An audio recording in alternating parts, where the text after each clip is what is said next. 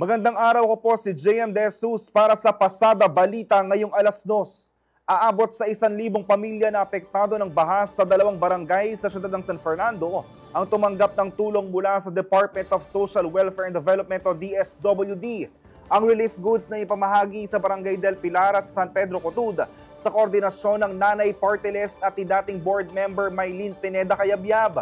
Naglalaman ang relief packs ng bigas, delata, kape at chocolate powder na tatagal ng hanggang 2 araw.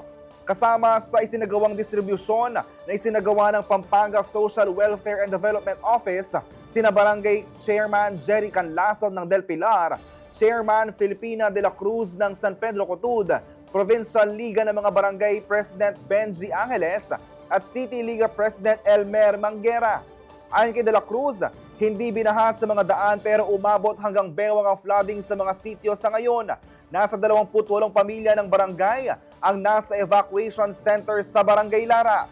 Nakaantabay naman sa sitwasyon ng DSWD, Nanay Porteles katuwang si Pineda Cayabyab kung kakailanganin pa ng tulong ng mga residente.